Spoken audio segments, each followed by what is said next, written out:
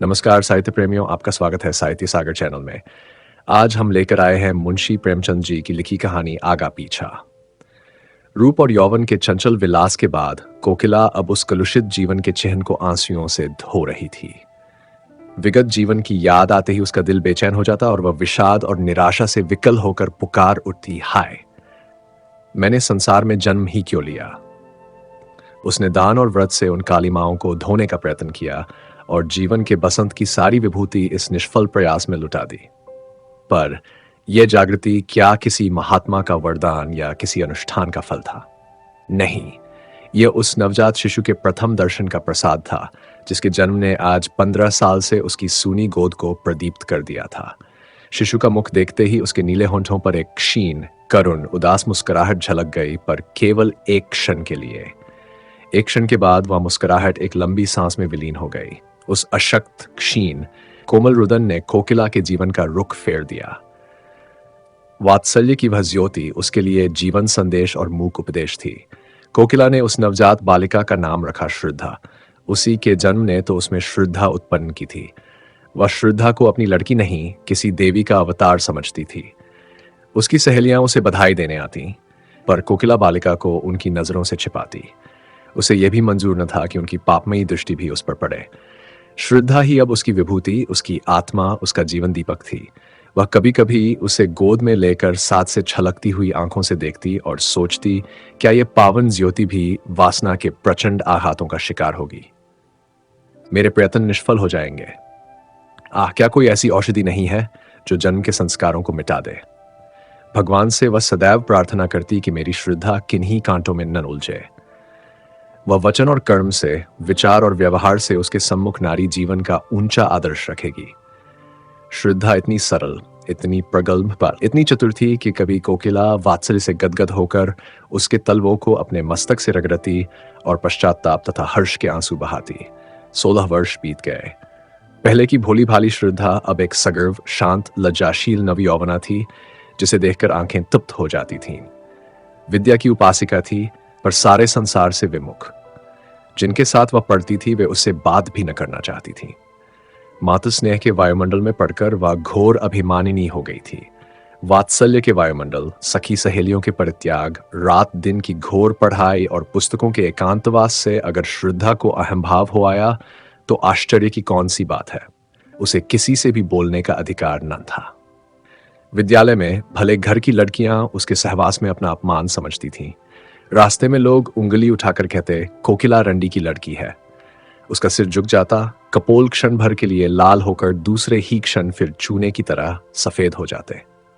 श्रद्धा को एकांत से प्रेम था। विवाह को ईश्वरीय कोप समझती थी।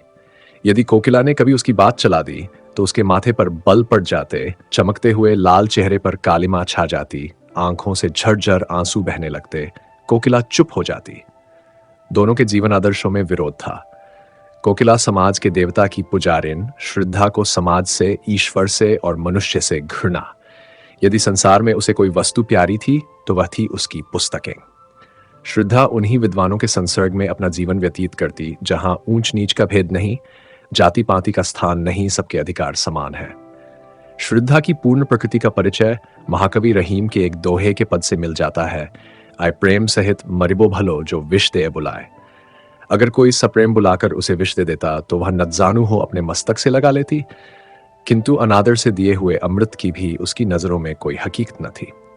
एक दिन कोकिला ने आंखों में आंसू भरकर श्रद्धा से कहा, क्यों मन्नी, सच बताना, तुझे ये लज्जा तो लगती ही होगी कि मैं क्यों इसकी बेटी हुई।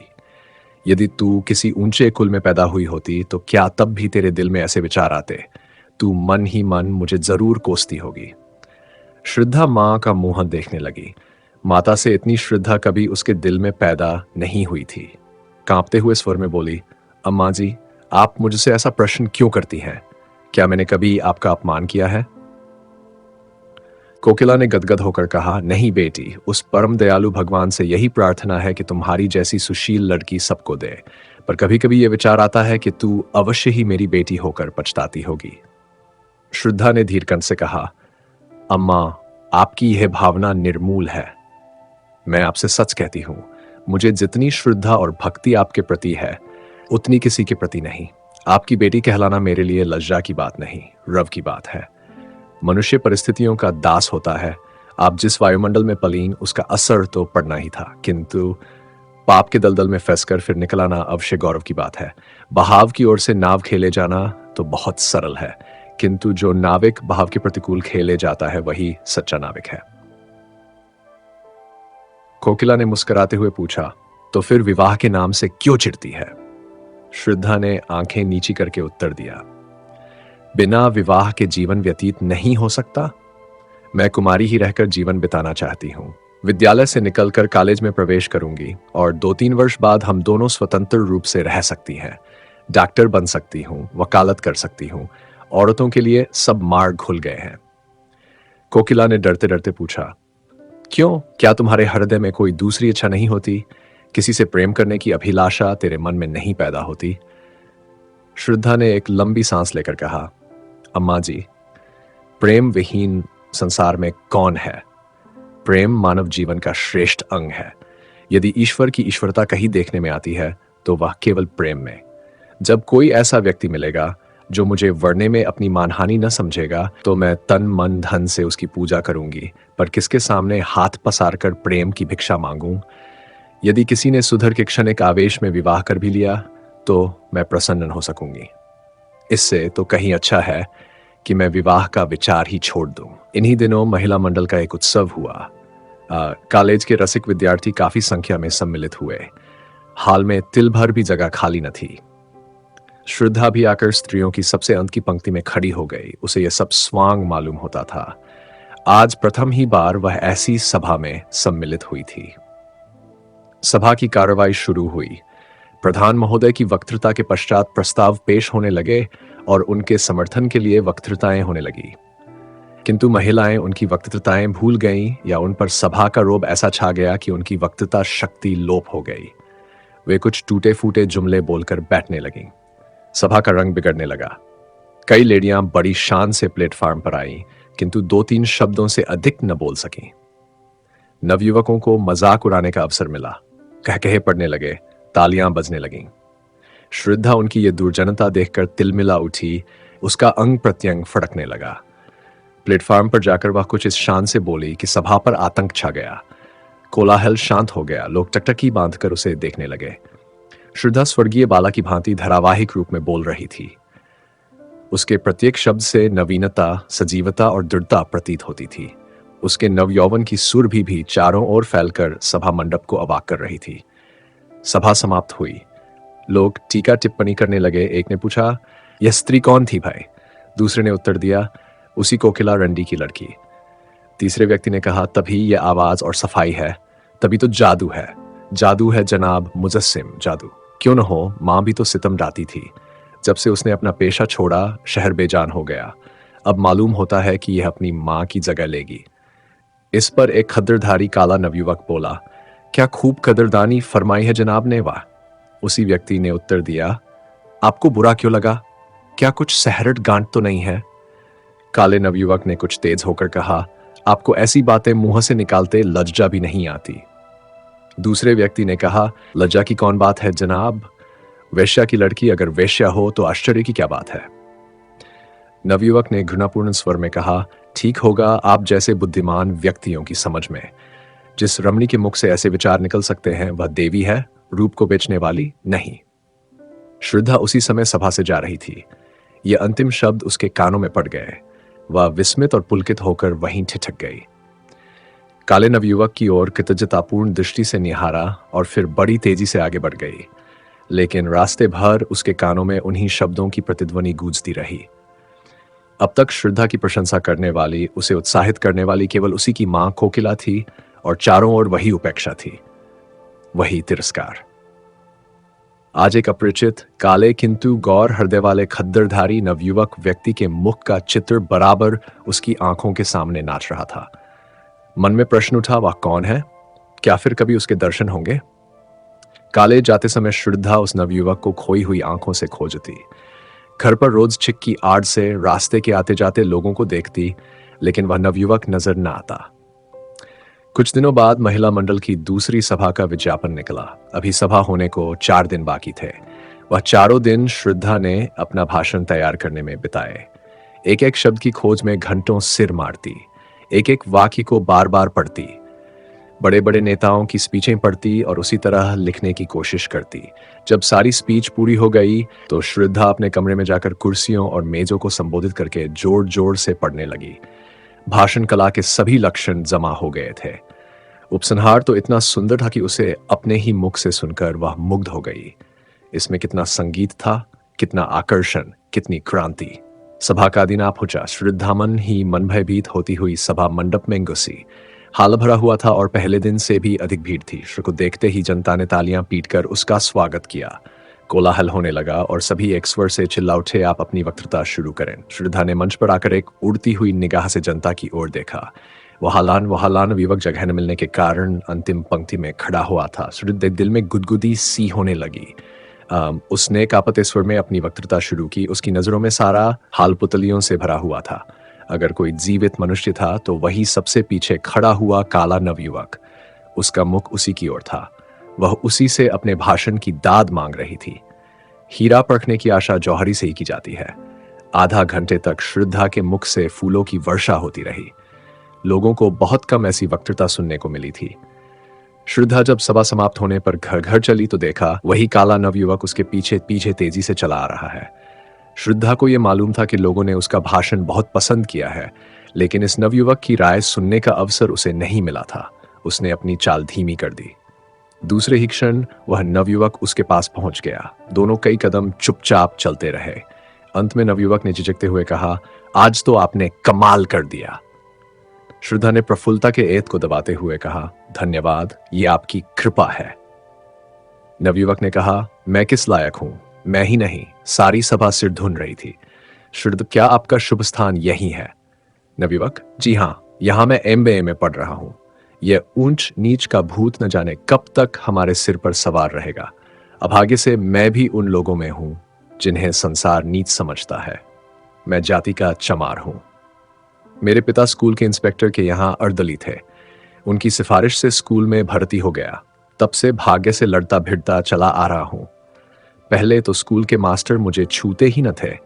वह हालत तो अब नहीं रही, किंतु लड़के अभी मुझसे खिंचे रहते हैं। श्रद्धा, मैं तो कुलीनता को जन्म से नहीं, धर्म से मानती हूं। नवयुवक की आप तो आपकी वक्तृता ही से सिद्ध हो गया है और इसी से आपसे बातें करने का साहस भी हुआ, नहीं तो कहां आप और कहां मैं। श्रद्धा ने अपनी आंखें नीची करके कहा, शायद आपको मेरा हाल मालूम नहीं। नवयुवक, बहुत अच्छी तरह से मालूम है। यदि आप अपनी माताजी के दर्शन करवा सकें तो आपका बड़ा आभारी होऊंगा। वह आपसे मिलकर बड़ी प्रसन्न होंगी। शुभ नाम, मुझे भक्तराम कहते हैं। यह परिचय धीरे धीरे स्थिर और दृढ़ होता गया। मैत्री प्रगाढ़ होती गई। श्रद्धा की नजरों में भक्तराम एक देवता थे और भक्तराम के समक्ष श्रद्धा मानवीय रूप में देवी थी। 1 साल बीत गया। भक्तराम रोज देवी के दर्शन को जाता। दोनों घंटों बैठे बातें किया करते। श्रद्धा कुछ भाषण करती तो भक्तराम सब काम छोड़कर सुनने जाता। उनके मंसूबे एक थे, जीवन के आदर्श एक, रुचि एक, विचार एक। भक्तराम अब प्रेम और उसके रहस्यों की मार्मिक विवेचना करता।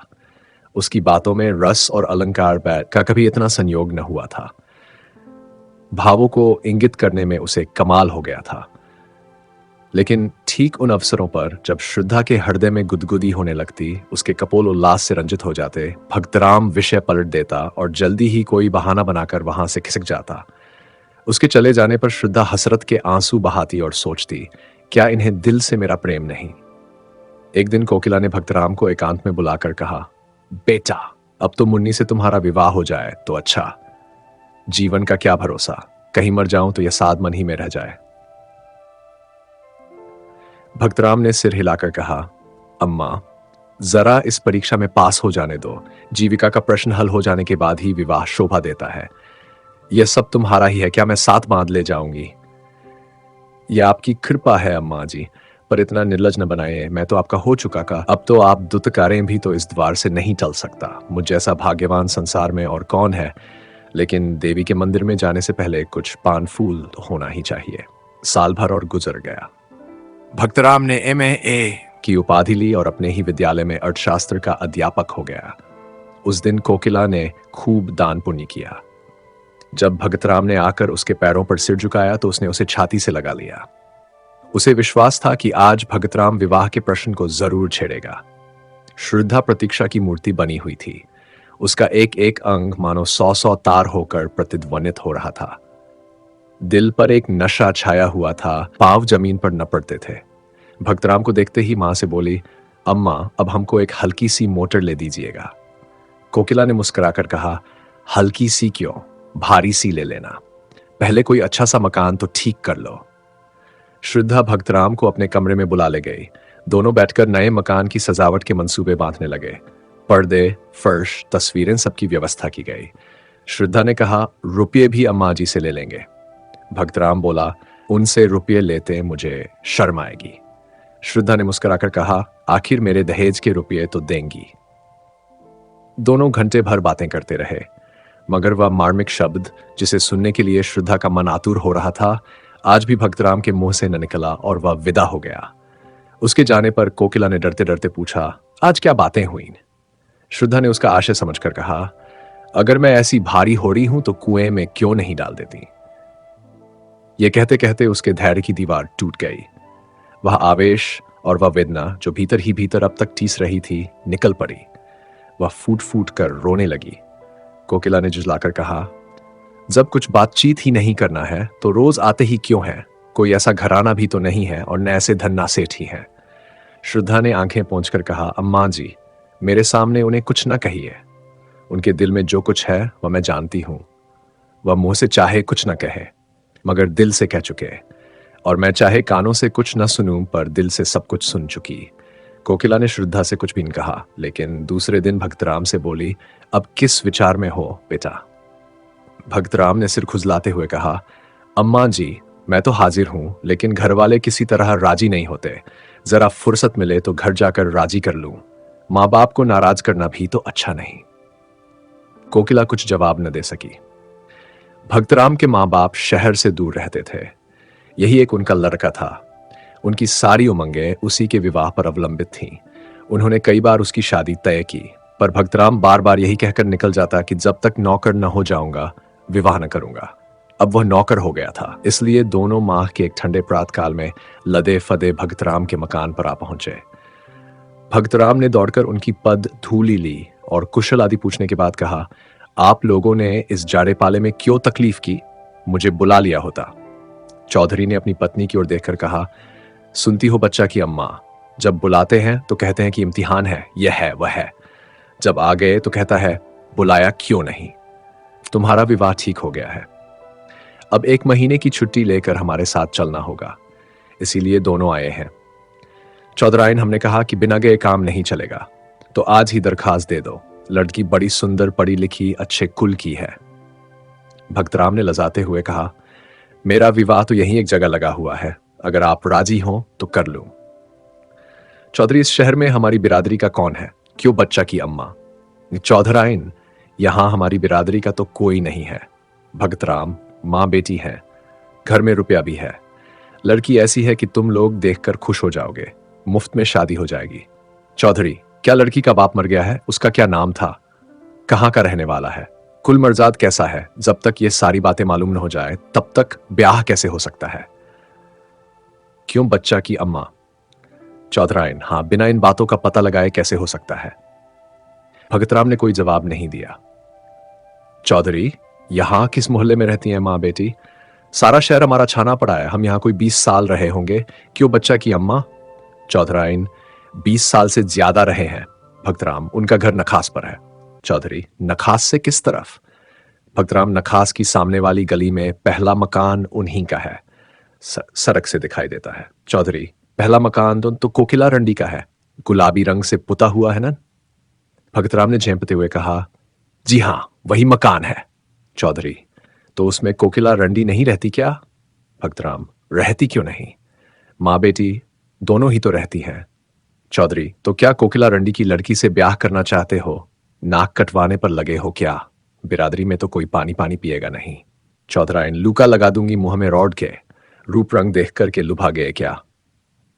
भक्तराम, मैं तो इसे अपना भाग्य समझता हूं कि वह अपनी लड़की की शादी मेरे साथ करने को राजी है। अगर वह आज चाहे तो किसी बड़े से बड़े रईस के घर में शादी कर सकती है। चौधरी, रईस उससे ब्याह न करेगा, रख लेगा। तुम्हें भगवान समाई दे तो एक नहीं चार रखो, मर्दों के लिए कौन रोक है। लेकिन जो ब्याह के लिए कहो तो ब्याह वही है जो बिरादरी में हो। चौधरायन, बहुत पढ़ने से आदमी बौरा जाता है। चौधरी, हम तो गवार आदमी हैं, पर समझ में नहीं आता कि तुम्हारी ये नीयत कैसे हुई। रंडी की बेटी चाहे इन्नर की परी हो तो भी रंडी की बेटी है। हम तुम्हारा विवाह वहां न होने देंगे। अगर तुमने विवाह किया तो हम दोनों तुम्हारे ऊपर जान दे देंगे। इतना अच्छी तरह से समझ लेना, क्यों बच्चा की अम्मा। चौधरायन, ब्याह कर लेंगे जैसे हंसी ठट्ठा है, झाड़ू मार के भगा दूंगी रॉड को। अपनी बेटी अपने घर में रखे। भक्तराम, अगर आप लोगों की आज्ञा नहीं है तो मैं विवाह नहीं करूंगा, मगर मैं किसी दूसरी औरत से भी विवाह न करूंगा। चौधरायन, हाँ, तुम कुंवारे रहो, यह हमें मंजूर है। पतुरिया के घर में ब्याह न करेंगे। भक्तराम ने अब की जुजलाकर कहा, आप उसे बार बार पतुरिया क्यों कहती हैं? किसी जमाने में यह उसका पेशा रहा होगा।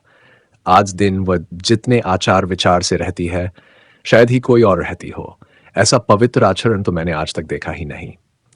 भक्तराम का सारा यत्न विफल हो गया। चौधरायन ने ऐसी जिद पकड़ी कि जौ भर अपनी जगह से न टली। रात को जब भक्तराम अपने प्रेम मंदिर में पहुंचा तो उसका चेहरा उतरा हुआ था, एक एक अंग से निराशा टपक रही थी। श्रद्धा रास्ता देखती हुई घबरा रही थी कि आज इतनी रात तक आए क्यों नहीं। उन्हें क्या मालूम कि मेरे दिल की क्या हाल हो रही है। यार दोस्तों से छुट्टी मिलेगी तो भूल कर इधर भी आ जाएंगे। कोकिला ने कहा, मैं तो तुझसे कह चुकी कि उनका अब वह मिजाज नहीं रहा, फिर भी तो तू नहीं मानती। आखिर इस टालमटोल की कोई हद भी है। श्रद्धा ने दुखित होकर कहा, अम्मा जी, मैं आपसे 1000 बार विनय कर चुकी हूं कि चाहे लौकिक रूप में कुमारी ही क्यों न रहूं, लेकिन हृदय से उनकी ब्याहता हो चुकी। अगर ऐसा आदमी विश्वास करने के काबिल नहीं है तो फिर नहीं जानती कि किस पर विश्वास किया जा सकता है। इसी समय भक्तराम निराशा की मूर्ति बने हुए कमरे के भीतर आए। दोनों स्त्रियों ने उनकी ओर देखा। कोकिला की आंखों में शिकायत थी और श्रद्धा की आंखों में वेदना। कोकिला की आंखें कह रही थी, ये क्या तुम्हारे रंग ढंग हैं। श्रद्धा की आंखें कह रही थीं, इतनी निर्दयता। भक्तराम ने धीमे वेदनापूर्ण स्वर में कहा, आप लोगों को आज बहुत देर तक मेरी राह देखनी पड़ी, मगर मैं मजबूर था। घर से अम्मा और दादा आए हुए हैं, उन्हीं से बातें कर रहा था। कोकिला बोली, घर पर तो सब कुशल है ना? भक्तराम ने सिर झुकाए हुए कहा, जी हाँ, सब कुशल है। मेरे विवाह का मसला पेश था। पुराने ख्याल के आदमी हैं, किसी तरह भी राजी नहीं होते। कोकिला का मुख तमतमा उठा। बोली, हाँ, क्यों राजी होंगे? हम लोग उनसे भी नीच है ना। लेकिन जब तुम उनकी इच्छा के दास थे तो तुम्हें उनसे पूछकर यहां आना जाना चाहिए था। इस तरह हमारा अपमान करके तुम्हें क्या मिला? यदि मुझे मालूम होता कि तुम अपने माँ बाप के इतने गुलाम हो तो यह नौबत ही काहे को आती। श्रद्धा ने देखा कि भक्तराम की आंखों से आंसू गिर रहे हैं। विनीत भाव से बोली, अम्मा जी, माँ बाप की मर्जी का गुलाम होना कोई पाप नहीं है। अगर मैं आपकी उपेक्षा करूं तो क्या आपको दुख न होगा? यही हाल उन लोगों का भी तो होगा। श्रद्धा यह कहती हुई अपने कमरे की ओर चली और इशारे से भक्तराम को भी बुलाया। कमरे में बैठकर दोनों कई मिनट तक पृथ्वी की ओर ताकते रहे। किसी में भी साहस न था कि उस सन्नाटे को तोड़े।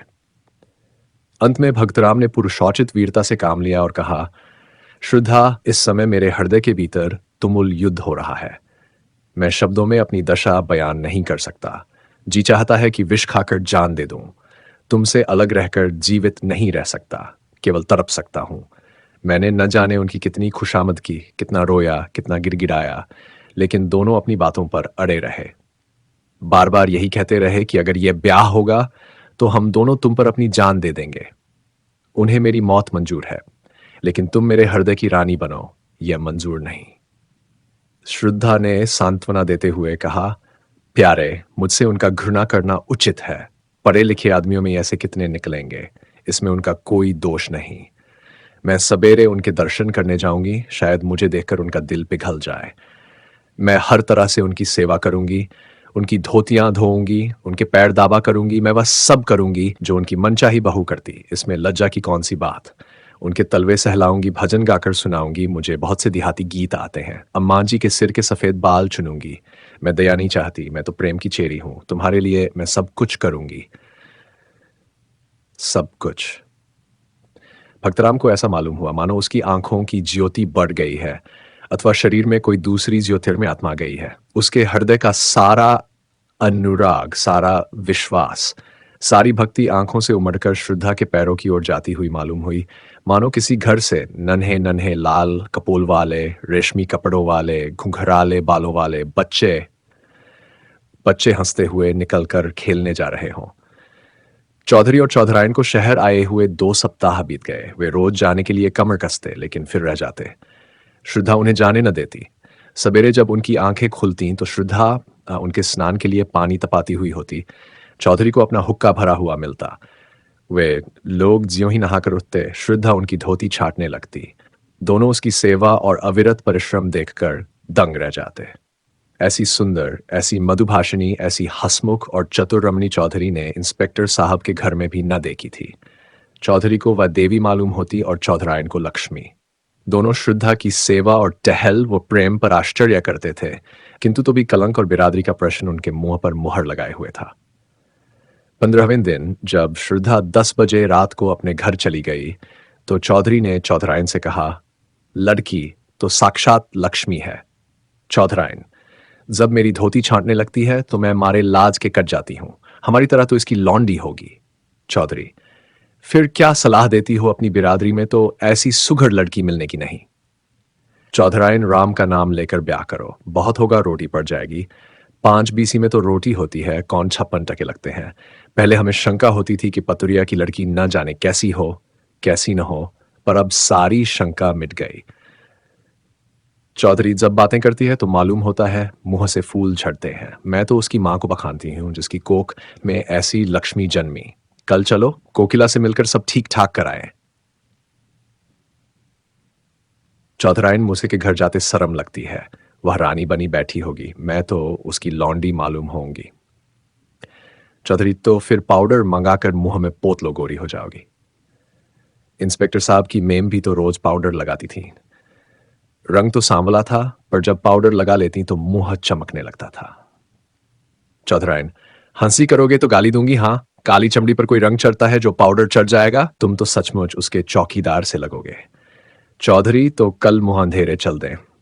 अगर कहीं श्रद्धा आ गई तो फिर गला न छोड़ेगी। बच्चा से कह देंगे कि पंडित से सायत मिति सब ठीक कर लो। फिर हंसकर कहा, उन्हें तो आप ही जल्दी होगी।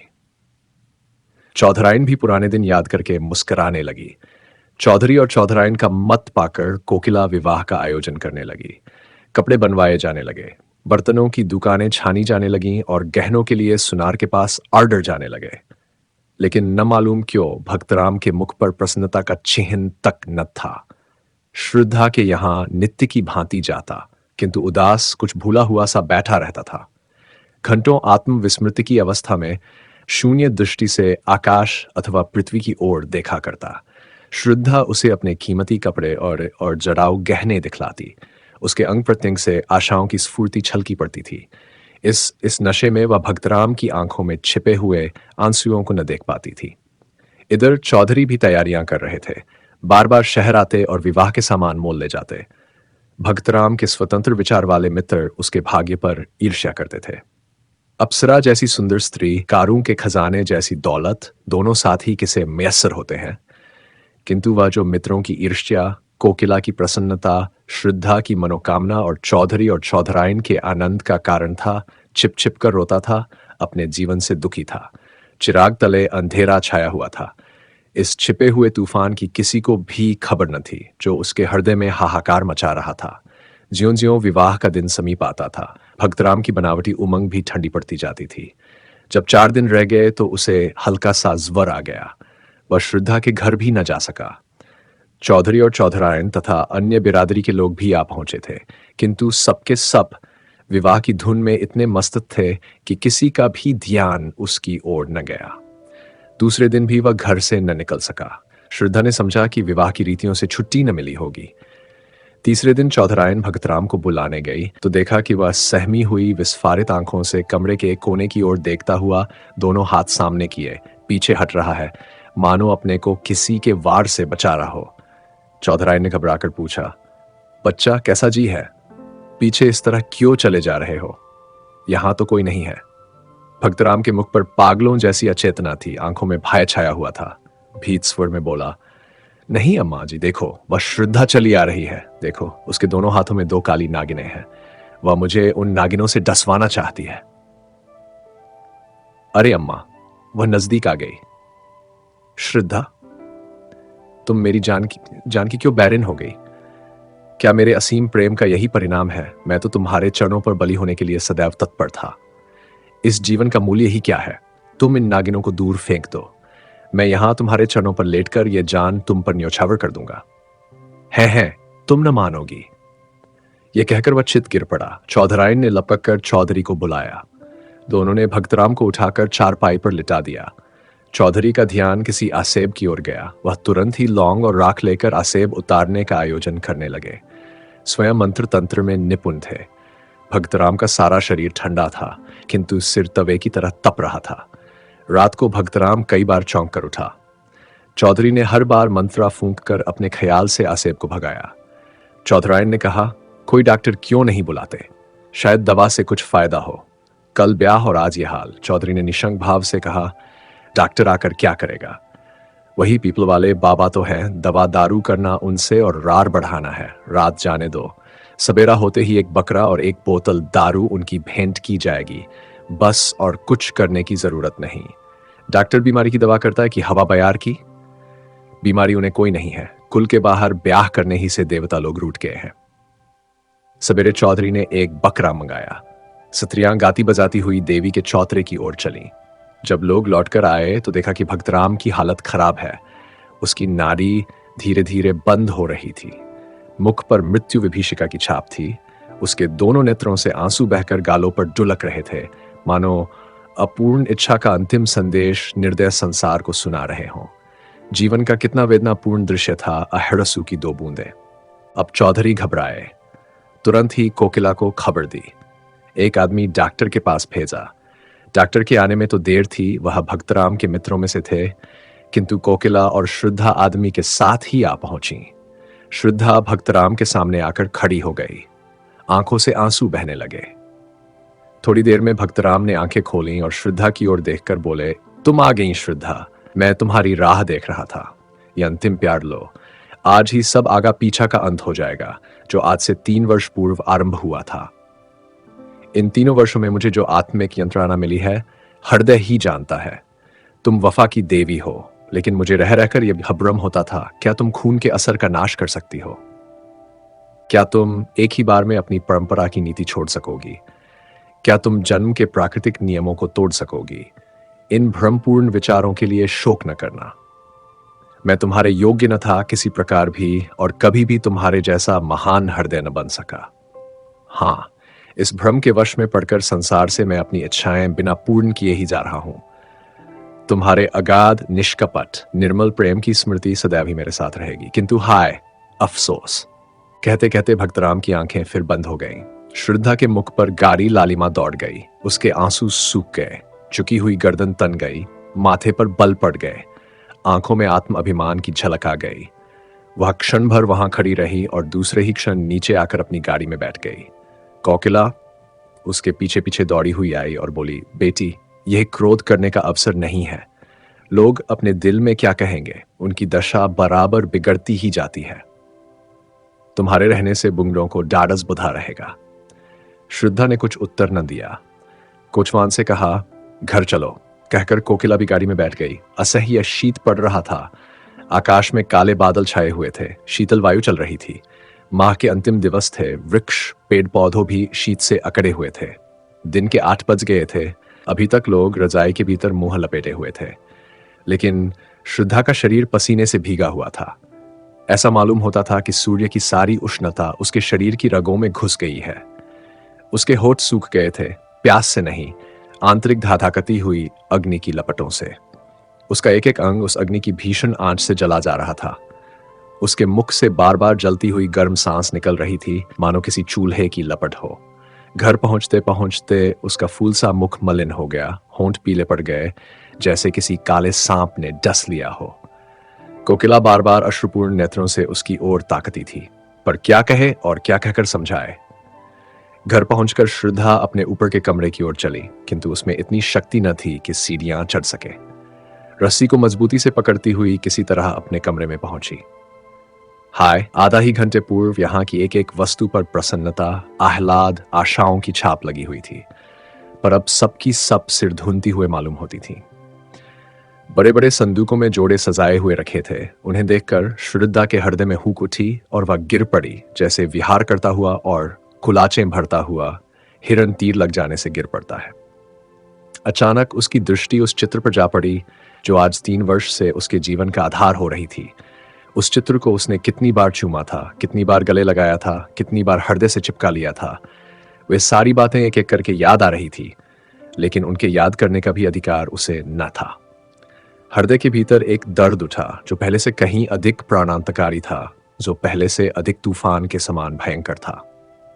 हाय, उस मरने वाले के दिल को उसने कितनी यंत्रणा पहुंचाई। भक्तराम के अविश्वास का यह जवाब, यह प्रत्युत्तर कितना रोमांचकारी और हृदय विदारक था। हाय, वह कैसे ऐसी निठुर हो गई। उसका प्यारा उसकी नजरों के सामने दम तोड़ रहा था। उसके लिए, उसकी सांत्वना के लिए एक शब्द भी मुंह से निकला। यही तो खून का असर है, इसके अतिरिक्त और हो ही क्या सकता था। आज पहली बार श्रद्धा को कोकिला की बेटी होने का पछतावा हुआ। वह इतनी स्वार्थरत, इतनी हृदयहीन है, आज ही उसे मालूम हुआ। वह त्याग, वह सेवा, वह उच्चादर्श जिस पर उसे घमंड था, डहकर श्रद्धा के सामने गिर पड़ा। वह अपनी ही दृष्टि में अपने को हेय समझने लगी। उस स्वर्गीय प्रेम का ऐसा नैराश्यपूर्ण उत्तर वेश्या की पुत्री अतिरिक्त कौन दे सकता है। श्रद्धा उसी समय कमरे से बाहर निकलकर वायु वेग से सीढ़ियां उतरती हुई नीचे पहुंची और भक्तराम के मकान की ओर दौड़ी। वह आखिरी बार उससे गले मिलना चाहती थी, अंतिम बार उसके दर्शन करना चाहती थी। वह अनंत प्रेम के कठिन बंधनों को निभाएगी और अंतिम श्वास तक उसी की ही बनकर रहेगी। रास्ते में कोई सवारी न मिली। श्रद्धा थकी जा रही थी, सिर से पांव तक पसीने से नहाई हुई थी। न मालूम कितनी बार वह ठोकर खाकर गिरी और फिटकर दौड़ने लगी। उसके घुटनों से रक्त निकल रहा था, साड़ी कई जगह से फट गई थी, मगर उस वक्त अपने तन बदन की सुध तक न थी। उसका एक एक रोंट हो होकर ईश्वर से प्रार्थना कर रहा था कि उस प्रातकाल के दीपक की लौ थोड़ी देर और बची रहे। उनके मुंह से एक बार श्रद्धा का शब्द सुनने के लिए उसकी अंतरात्मा कितनी व्याकुल हो रही थी। केवल यही एक शब्द सुनकर फिर उसकी कोई भी इच्छा अपूर्ण न रह जाएगी, उसकी सारी आशाएं सफल हो जाएंगी, सारी साध पूर्ण हो जाएगी। श्रद्धा को देखते ही चौधराय ने उसका हाथ पकड़ लिया और रोती हुई बोली, बेटी, तुम कहां चली गई थी? 2 बार तुम्हारा नाम लेकर पुकार चुके हैं। श्रद्धा को ऐसा मालूम हुआ मानो उसका कलेजा फटा जा रहा है। उसकी आंखें पथरा गईं। उसे ऐसा मालूम होने लगा कि वह अगाध अथाह समुद्र की भंवर में पड़ गई है। उसने कमरे में जाते ही भगतराम के ठंडे पैरों पर सिर रख दिया और उसे आंखों के गर्म पानी से धोकर गर्म करने का उपाय करने लगी। यही उसकी सारी आशाओं और कुछ अरमानों की समाधि थी। भगतराम ने आंख खोलकर कहा, क्या तुम हो श्रद्धा? मैं जानता था कि तुम आओगी, इसीलिए अभी तक प्राण अवशेष थे। जरा मेरे हृदय पर अपना सिर रख दो। हाँ, मुझे अब विश्वास हो गया कि तुमने मुझे क्षमा कर दिया। जी डूब रहा है। तुमसे कुछ मांगना चाहता हूं, पर किस मुंह से मांगूं? जब जीते जी न मांग सका तो अब क्या है। हमारी अंतिम घड़ियां किसी अपूर्ण साध को अपने हिये के भीतर छिपाए हुए होती हैं। मृत्यु पहले हमारी सारी ईर्ष्या, सारा भेदभाव, सारा द्वेष नष्ट करती है। जिनकी सूरत से हमें घृणा होती है, उनसे फिर वही पुराना सौहार्द, पुरानी मैत्री करने के लिए, उनको गले लगाने के लिए हम उत्सुक हो जाते हैं। जो कुछ कर सकते थे और न कर सके, उसी की एक साध रह जाती है। भगतराम ने उखड़े हुए विषादपूर्ण स्वर में अपने प्रेम की पुनरावृत्ति श्रद्धा के सामने की। उस स्वर्गीय निधि को पाकर वह प्रसन्न हो सकता था, उसका उपयोग कर सकता था, किंतु हाय, आज वह जा रहा है अपूर्ण साधों की स्मृति लिए हुए। हाय रे अभागिन साध। श्रद्धा भगतराम के वक्षस्थल पर झुकी हुई रो रही थी। भगतराम ने सिर उठाकर उसके मुरझाए हुए, आंसुओं से धोए हुए स्वच्छ कपोलों को चूम लिया। मरती हुई साध की वह अंतिम हंसी थी। भगतराम ने अवरुद्ध कंठ से कहा, यह हमारा और तुम्हारा विवाह है श्रद्धा, यह मेरी अंतिम भेंट है। यह कहते हुए उसकी आंखें हमेशा के लिए बंद हो गईं। साध भी मरकर गिर पड़ी। श्रद्धा की आंखें रोते रोते लाल हो रही थीं। उसे ऐसा मालूम हुआ मानो भगतराम उसके सामने प्रेमालिंगन का संकेत करते हुए मुस्कुरा रहे हैं। अपनी दशा, काल, स्थान सब भूल गई। जख्मी सिपाही अपनी जीत का समाचार पाकर अपना दर्द, अपनी पीड़ा भूल जाता है। क्षण भर के लिए मौत भी हे हो जाती है। श्रद्धा का भी यही हाल हुआ। वह भी अपना जीवन प्रेम वेदी पर उत्सर्ग करने के लिए तैयार हो गई, जिस पर लैला और मजनू, शीरीन और फरहाद नहीं, हजारों ने अपनी बलि चढ़ा दी। उसने चुंबन का उत्तर देते हुए कहा, प्यारे, मैं तुम्हारी हूं और सदा तुम्हारी ही रहूंगी। यदि इस प्रस्तुति ने आपके हृदय को स्पर्श किया हो तो कृपया इस वीडियो को लाइक करें, कमेंट करें और साहित्य सागर चैनल को सब्सक्राइब करना न भूलें। धन्यवाद।